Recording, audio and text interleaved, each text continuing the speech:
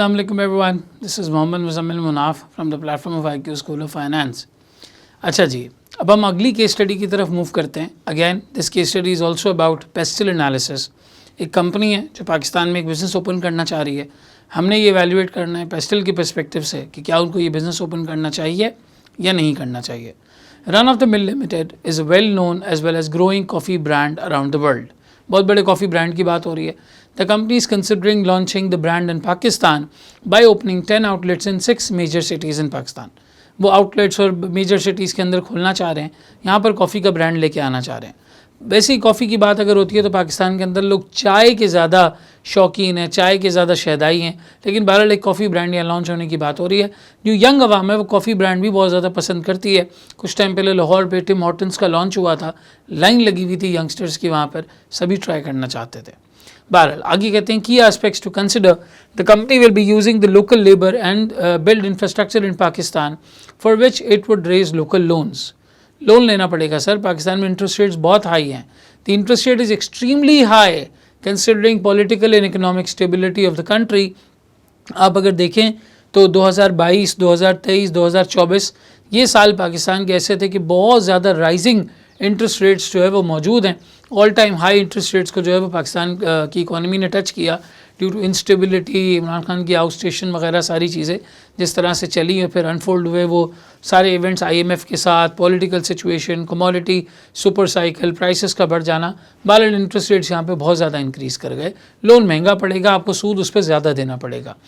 Current government is willing to offer a 3-year tax-free tenure, but it is extremely difficult to rely upon since the history indicates that every new government brings new policies and there is a risk that such relief might not continue a year or so.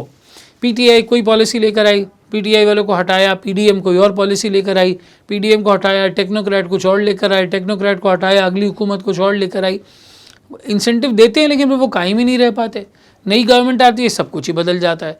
सारे ओहदेदार बदल जाते हैं, सोचने वाले बदल जाते हैं, सोच फिक्र तरीका सब बदल जाता है. तो ये डर रहे हैं कि भाई मतलब ठीक है इंसेंटिव तो मिल रहा है टैक्स का, लेकिन ये कब तक रहेगा, हो सकता है छिन जाए.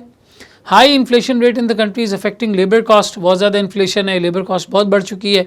Further because of a lack of specialised education relevant to hotel and restaurant management the labour might go a lot of training to meet global standards.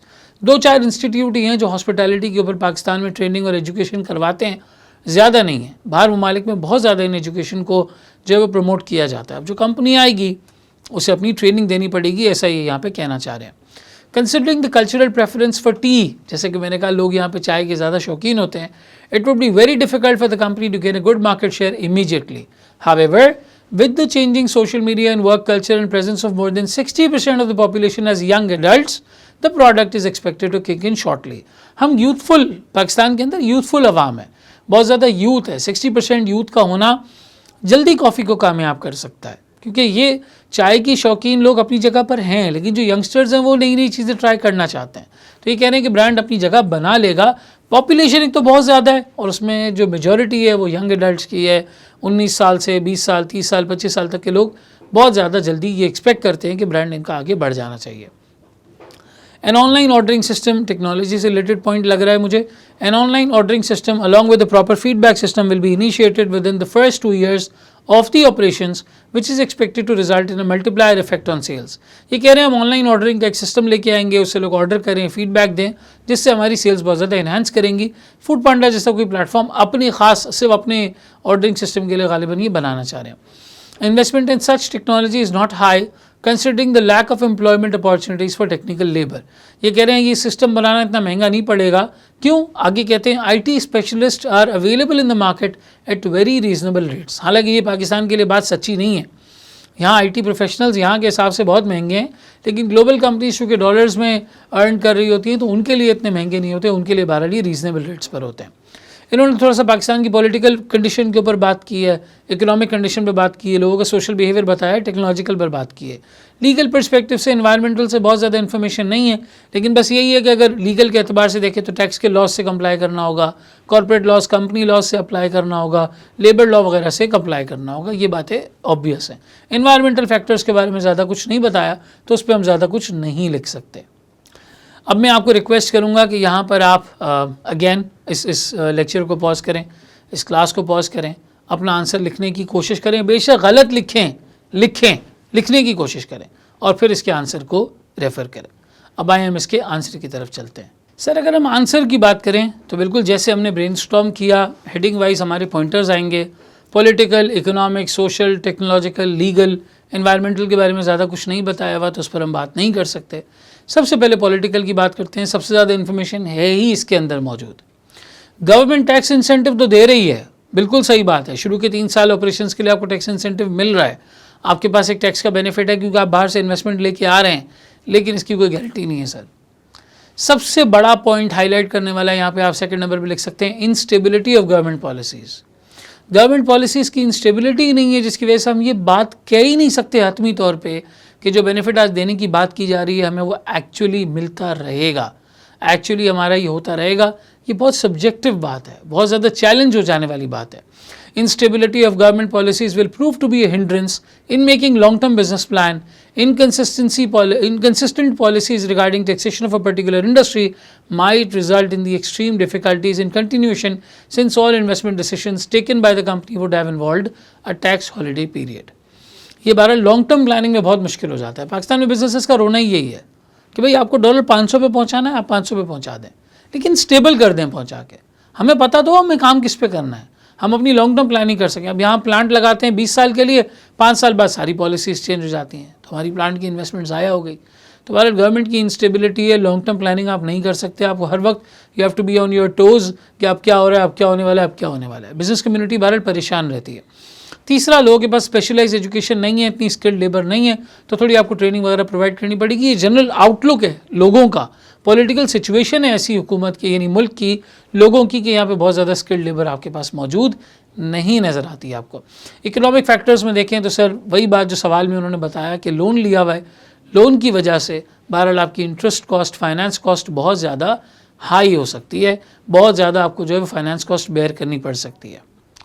इसके अलावा इन्फ्लेशन हाई होने की वजह से लेबर कॉस्ट वगैरह बहुत ज़्यादा हाई हो सकती है। अल्टीमेटली आपको थोड़ा थिन मार्जिन पे काम करना पड़ेगा। इन्फ्लेशन हाई है, बहुत ज़्यादा महंगा आप बेच नहीं सकते, लोगों के पास पैसे नहीं है। लेबर कॉस्ट ज़्यादा है तो आपकी कॉस्ट बढ़ जाएगी। मार्जिन आपके बड़े थिन रहेंगे, थिन मार्जिन पर कंपनी ऑपरेट करेगी, ये पॉइंट आप मेंशन कर सकते हैं। सोशल फैक्टर्स के अंदर लोग बहुत ज़्यादा चाय के शौकीन हैं, लेकिन यूथफुल आवाम है, यूथ मौजूद है, बहुत ज़्यादा लोगों के अंदर जो है वो इस तरह का मामला है कि एक good chunk of young adults हैं, तो वो बहरहाल इस ब्रांड की तरफ जल्दी आ सकते हैं। तो पहले पॉइंट में आप ये लिखें कि लोग चाय के ज़्यादा शौकीन हैं, कॉफ़ी को जगह बनाना थोड़ा मुश्किल होगा, लेकिन चूँकि एडल्ट्स यंग लोग बहुत ज़्यादा हैं तो बहरहाल वो ब्रांड आगे बढ़ सकता है। पाकिस्तान में कई एग्जाम्पल्स हैं जहाँ पे कॉफ़ी ब्रांड्स आगे गए हैं, जिसमें से कॉफ़ी वगैरह और इस तरह के मिलते जुलते ब्रांड्स बहुत बड़ी एग्जाम्पल हैं। लोग अडॉप्ट कर रहे हैं और अडॉप्ट करते करते आगे ये ब्रांड्स बढ़ रहे हैं। टेक्नोलॉजिकल फैक्टर्स के अंदर जैसा कि सवाल में बताया कि टेक के एम्प्लॉइज़ सस्ते पड़ते हैं, रीज़नेबल रेट्स पर हैं, तो आराम से ये सिस्टम बन जाएगा। पाकिस्तान की आवाम वैसे भी टेक्नोलॉजिकल एतबार से वेल वर्स्ड है, मोबाइल फ़ोन, लैपटॉप, डिवाइसेस को ऑपरेट करना ये कर सकते हैं, ऑर्डरिंग वगैरह की जा सकती है, फीडबैक दिया जा सकता है।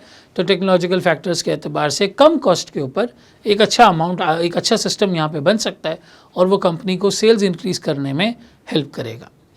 लीगल एस्पेक्ट्स के अंदर आपको लेबर लॉज के साथ कंप्लाई करना है। आपको चूँकि आप एक फॉरेन कंपनी है, पाकिस्तान में ऑपरेट कर रही हैं, तो उससे रिलेटेड अगर कोई लॉज है तो आपको उससे कंप्लाई करना है और आपको टैक्सेशन के लॉज से अप्लाई करना है। टैक्स का लॉ और कॉर्पोरेट लॉ, ये दो बड़ी चीज़ें लीगल सिस्टम में आती हैं। सेक्रेटेरियल कंप्लाइंसेस कह लें आप और टैक्स कंप्लाइंसेस कह लें, कंपनी को इन दोनों चीज़ों को कंप्लाई करना, मेक श्योर करना है। एनवायरमेंटल फैक्टर्स के बारे में ज़्यादा बात सवाल में नहीं की गई, तो उसके हवाले से हम यहाँ पे कुछ भी नहीं प्रेजेंट कर सकते। खैर, यहाँ तक आते आते हमारी ये पॉइंट्स डिस्कस हुए। अब आपने अगर इसे बुलेटेड फॉर्म में लिखा है तो आप इसे ज़रूर कंपेयर करें और ये इवैल्यूएट करें कि आप कैसे सोच रहे हैं और यहाँ पे पॉइंट्स किस तरह के हैं। कोई चीज़ समझ नहीं आती, व्हाट्सएप करें, सवाल पूछें, कहें कि सर मुझे ये समझ में आ रहा था पॉइंट, आपने यहाँ पे ये नहीं बताया, आपने ये जो पॉइंट बताया ये मुझे समझ नहीं आ रहा, मैं आपको इंशाल्लाह ताला उस पर रिस्पॉन्ड कर दूँगा। सवाल से ही आंसर बनेगा, सवाल की इन्फॉर्मेशन को अपने कॉन्सेप्ट के साथ लिंक करना है और रेलिवेंट जवाब देना है, जनरल जवाब नहीं देना, जनरलिस्ट नहीं। यहाँ पे जितनी बातें हमने की हैं वो क्वेश्चन स्पेसिफिक हैं, क्वेश्चन से ही वो डिटेल्स निकल के आ रही हैं। मिसाल के तौर पे आप में से कोई बीमार है, वो क्लिनिक जाता है, वो डॉक्टर से कहता है डॉक्टर साहब मेरे साथ ये मसला है, डॉक्टर उसको किताब सुनाना शुरू कर दे कि जी ये फलां बीमारी की 12 टाइप्स होती हैं, इसमें से 4 यहाँ हैं, 4 यहाँ हैं, 4 यहाँ हैं, 3 ऐसी होती हैं, एक डेंजर। आप बोलेंगे भाई मुझे क्यों ये थ्योरी सुना रहे हो, मुझे मेरे मसले का जवाब बताओ। तो बिल्कुल इसी तरीके से हमें पेस्टल की कहानियाँ नहीं सुनानी है, हमें स्पेसिफिक टू द पॉइंट बात करनी है कि सवाल में क्या दिया हुआ है, इवैल्यूएशन क्या है, ये बिज़नेस करना हमारे लिए यहाँ बेहतर रहेगा या नहीं बेहतर रहेगा। बहरहाल यहाँ तक आते आते हमारा ये आंसर भी मुकम्मल हो गया। अब आए हम अपनी अगली केस स्टडीज़ की तरफ मूव करते हैं। Thank you so much everybody. अल्लाह हाफ़िज़।